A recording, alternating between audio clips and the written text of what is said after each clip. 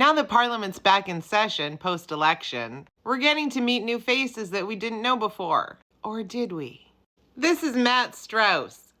Dr. Matt Strauss. He was elected as a Conservative MP for Kitchener South Hespeler. Sorry if I goofed that up. And he gave his maiden speech. I'm going to play it for you. I would like for you to listen to all of it. It's 8 and a bit minutes long. I'm going to speed it up for you. But listen to everything. And then we'll get back into it. Thank you, Mr. Speaker. I'm grateful to the people of my hometown of Kitchener South Hespeler who give me this opportunity to make a maiden speech today in Canada's House of Commons. May I never forget that this is their seat, and may I faithfully serve them so long as they see fit to keep me in it. Mr. Speaker, there is no chance I could stand before you today without the love and support of my wife, Simone. She's a brilliant physician and scientist who is now giving me the greatest possible gifts, our children, Penelope and Felix.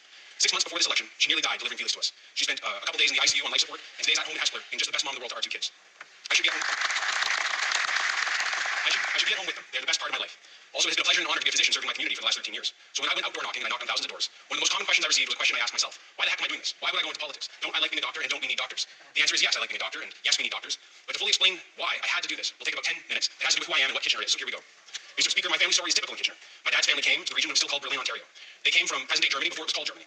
100 years later, when war with Germany broke out, my grandpa Strauss, like so many other Kitchener Germans, enlisted the Scots Fusiliers, because your last name and your mother tongue is not of much matter when it was time to stand on guard for our true north, strong and free. We only have a Canada today because Canadians from all over the world put Canada first in this way. They stake their lives for Canadian values, which are enshrined in our anthem as truth, strength, and freedom.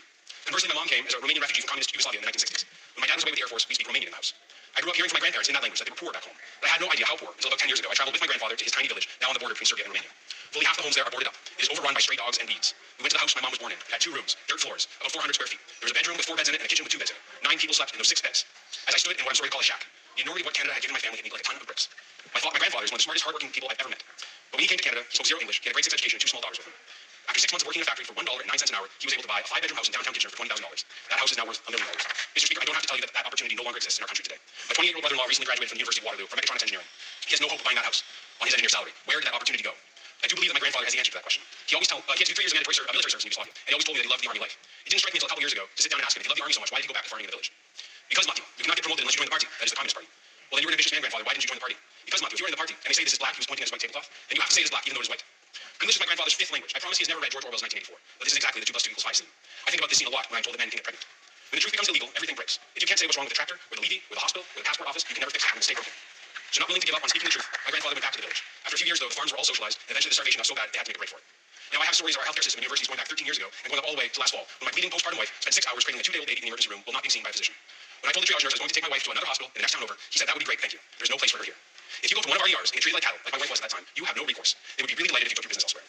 When farming is socialized, you get bread lines, and people die of starvation while standing in Soviet bread lines. When healthcare is socialized, you get lines in the ER, and I promise you people have died and are dying in waiting rooms, in emergency rooms across this country right now. You might think that I'm being overwrought and seeing the ghost of communism where it does not exist. However, I would note that we just spent 10 years with a prime minister who, when asked which government in the world he most admired, stated the basic dictatorship of the communist Chinese party.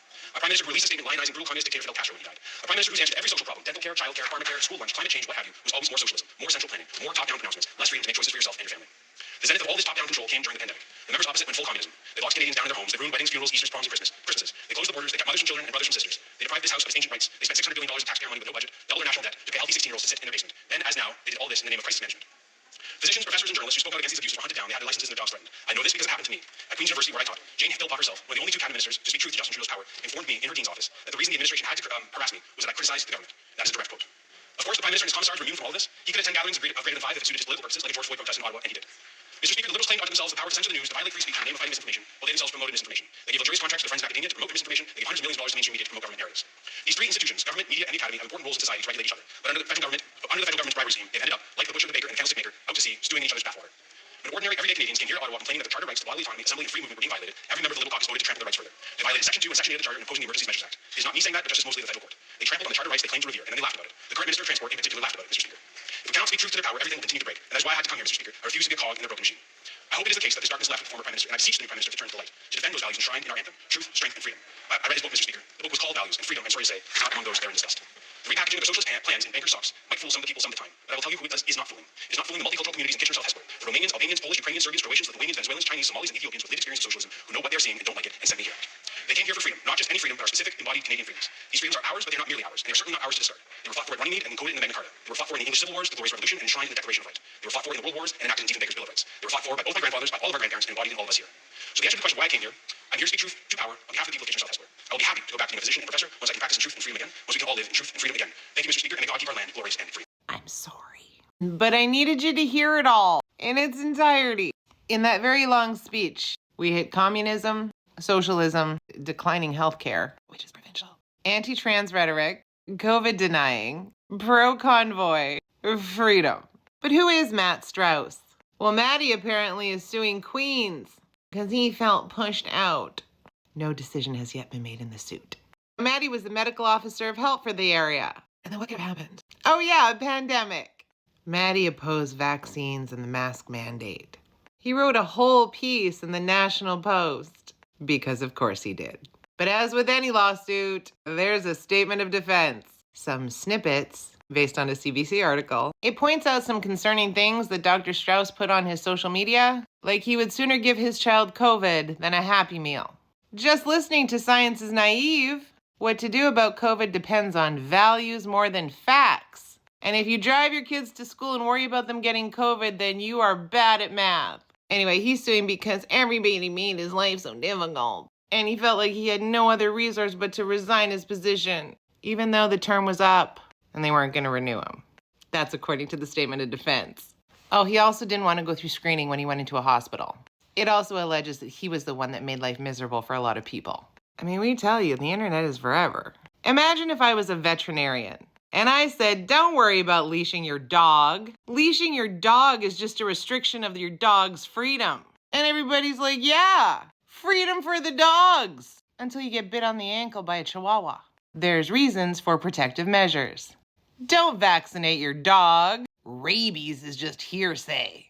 Oh, and in case you were wondering, who's helping this guy with this lawsuit? Academic freedom is critical to the proper function of a university. I will fight for this principle in every available arena. Thanks to X, Elon Musk, and the CPC for fighting with me. Because X even posted that they were proud to fund a lawsuit filed by Dr. Matthew Strauss.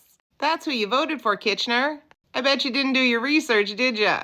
Because the same Elon that was funding Dr. Strauss's lawsuit was the one rubbing elbows with, or whatever they were rubbing, the orange blob, the one that wanted to take us over. You see how it's all connected? Congratulations, Dr. Strauss. You are now an MP in Parliament where you will be ineffective because your party has no power, or a sitting leader. And I'm sure I speak on behalf of many people. Don't go back to being a doctor. Don't do that. And the whole reason why he came on my radar, this one. When this one says, wow, so many truths, you know it's a bunch of garbage. You might not want her in your corner, Matt.